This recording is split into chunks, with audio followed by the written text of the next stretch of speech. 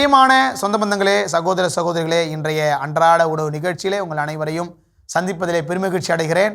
இன்றைய நாளிலே ஆண்டு இயேசு கிறிஸ்து இன்னொரு முக்கியமான செய்தியை பதிவு செய்வதை நாம் பார்க்கிறோம். இந்த நற்செய்தியை முழுமையாக வாசிக்கிற போது நமக்கு புரியும். இயேசு வல்ல செயல்கள் பல நிகழ்த்திய நகரங்கள் மனமாறவில்லை. அதனால் இயேசு கிறிஸ்து ஒரு செய்தியை பறைசாற்றுகிறார். அது கொரோசின் நகர், பெத்சைதா நகர். உங்களுக்கு ஐயோ கேடு என்ற வார்த்தையை நான் பார்க்கிற போது, ஐயோ ஏன் இயேசு கிறிஸ்துவின் வாழ்விலிருந்து இப்படியான ஒரு இறை வார்த்தை வருகிறதே என்று யோசிப்பது உண்டு. ஐயோ கேடு என்ற வார்த்தை ஆண்டு இயேசு கிறிஸ்து பதிவு செய்கிறார் என்றால் அதில் மிக பெரிய அர்த்தங்கள் உண்டு, மிக ஆழமான அர்த்தங்கள் உண்டு. ஏனென்றால் நம்முடைய கத்தோலிக்க திருச்சபையுடைய வாழ்வை முறையை சற்று நாம் எப்படி வாழ்கிறோம் என்று சிந்தித்து பார்ப்போமே. நமக்கு நிறைய ஆசீர்வாதங்கள் கொண்ட செயல்முறைகள் இருக்கிறது. உதாரணமாக நம்முடைய திருச்சபை எல்லா ஜெபங்களுக்கும் மிக சிறந்த ஜெபமாக இருக்கிற திருப்பலியை கொடுத்திருக்கிறது, அருட்சாதனங்களை கொடுத்திருக்கிறது, நற்கருணையை கொடுத்திருக்கிறது, ஜெபமாலை கொடுத்திருக்கிறது. நிறைய ஆண்டு இயேசு கிறிஸ்துவை பற்றி தெரிந்து கொள்வதற்காக, ஆண்டு இயேசு கிறிஸ்துவை சென்று அடைய ஏராளமான பக்தி முயற்சிகளை கொடுத்து இருக்கிறது.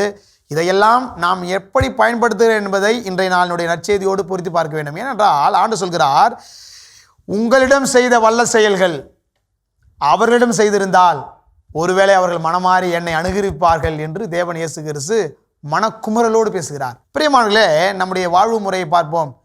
இன்றைய கத்தோலிக்க திருச்சபையினுடைய வாழ்வு முறை மிகவும் மெத்தனமாகவே போகிறது. பார்த்து கொள்ளலாம். கடமைக்காக ஒரு பூசைக்கு, கடமைக்காக ஒரு திருவிழா திருப்பலியில், கடமைக்காக தவக்காலத்திலே மாலை இடுவது, கடமைக்காக பாத யாத்திரையாக செல்வது, கடமைக்காக இப்படி நிறைய செயல்பாடுகள் கடமைக்காகவே செல்கிறது என்பதை பார்க்க முடியும். ஆண்டு இயேசு பிரியமானங்களே, பல நேரங்களில் நாம் சிந்திக்க வேண்டும். நம்மையும் பிற மதத்த சகோதர சகோதரிகளையும் ஒப்பிட்டு பார்க்க வேண்டும். அவர்களுக்கு அது கொடுக்கவில்லை, நமக்கு கொடுக்கப்பட்டிருக்கிறது. அவர்களை விட நம்மிடம்தான் ஆண்டு இயேசு நிறைய எதிர்பார்ப்பார். ஏனென்றால் நமக்கு நிறைய கொடுக்கப்பட்டிருக்கிறது. இதையெல்லாம் பயன்படுத்தாமல் அவர்களைப் போலவே நாம் வாழ்கிறோம் என்றால் அவர்களுக்கும் நமக்கும் எந்த ஒரு வேறுபாடும் இல்லை.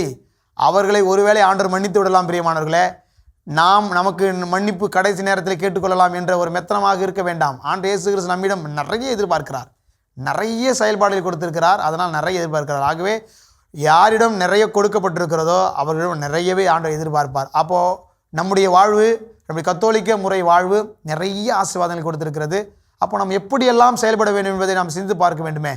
ஆகவே பிரியமான நம்மை ஆண்டு இயேசு கிறிஸ்து அந்த வார்த்தையை நம்மிடம் கொடுக்கக்கூடாது என்று நாம் செயல்பட வேண்டும். ஐயோ உங்களுக்கு கேடு, ஐயோ உங்களுக்கு கேடு என்று ஆண்டவர் இயேசு கிறிஸ்து 2 முறை 3 முறை பதிவு செய்கிறாரே. அப்படி என்றால் ஆண்டவர் இயேசு கிறிஸ்து எவ்வளவு எதிர்பார்க்கிறார் நம்மிடமிருந்து. இவ்வளவு ஆசீர்வாதத்தை கொடுத்திருக்கிறேனே, இவ்வளவு தேர்ந்தெடுத்து வைத்திருக்கிறேனே, அன்புக்குரியவன் என்று சொல்லியிருக்கிறேனே, என் மதிப்புக்குரியவன் என்று சொல்லியிருக்கிறேனே. அப்போது நம்மிடம் ஆண்டவர் என்ன எல்லாம் எதிர்பார்க்கிறார் என்று நாம் சிந்தித்து பார்க்க வேண்டும். ஆக பிரியமான என் சொந்த பந்தங்களே, சகோதர சகோதரிகளே, வாழ்வு முறை எப்படி வேண்டுமானாலும் வாழ்வதற்கு அல்ல. வாழ்வு முறை இப்படித்தான் வாழ வேண்டும் என்று ஆண்டவர் பதிவு செய்கிறார். எதை வேண்டுமானாலும் செய்வதற்கு நம்ம உரிமை உண்டு.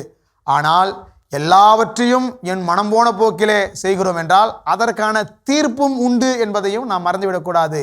பிரியமான இறைவன் நமக்கு சுதந்திரத்தை கொடுத்திருக்கிறார். இதை செய், அதை செய்யாதே, இதை நீங்கள் உணர்ந்து கொள்ளுங்கள், இதை நீங்கள் பயன்படுத்துங்க. ஆண்டவர் நமக்கு எல்லா விதிமுறைகளையும் கொடுத்திருக்கிறார். ஆனால் இதைத்தான் நீ செய்யணும், இதைத்தான் செய்யக்கூடாது என்பதை ஆண்டவர் ஒருபோதும் பதிவு செய்ததில்லை. எதை வேணுமானாலும் செய்யலாம். ஆனால் ஒவ்வொரு செயலுக்கும் தீர்ப்பு உண்டு. ஒவ்வொரு நாம் எண்ணுகிற ஒவ்வொரு சிந்தனைக்கும் தீர்ப்பு உண்டு. நாம் பார்க்கிற ஒவ்வொரு பார்வைக்கும் தீர்வு உண்டு. ஆக இதை நாம் மனதில் வைத்துக் கொள்ள வேண்டும். ஆக ஆண்டவர் இயேசு கிறிஸ்து இன்றைய நாளிலே நமக்கு பதிவு செய்கிற செய்தி, பிரியமானவர்களே, நான் உங்களிடம் எதிர்பார்ப்பது நல்ல நல்ல செயல்பாடுகள். ஆகவே நல்ல செயல்பாடுகளை செய்கிற மக்களாக மாறுங்கள். உங்களுக்கு கொடுக்கப்பட்ட இந்த கத்தோலிக்க முறையில் இருக்கிற செயல்பாடுகளை இன்னும் ஆழப்படுத்தி அதை பயன்படுத்தி இறைவனை அணுகுகிற முறையை நீங்கள் தேர்ந்தெடுங்கள். இறைவன் உங்களுக்கு நிறைவான வல்லமை தருவார். இறைவன் உங்களை ஆஸ்வதிக்க, நான் ஜெபிக்க, நீங்கள் ஜெபியுங்கள். இறைவன் உங்களோடு இருக்கிறார். இயேசுவுக்கே புகழ், இயேசுவுக்கே நன்றி. மரியே வாழ்க.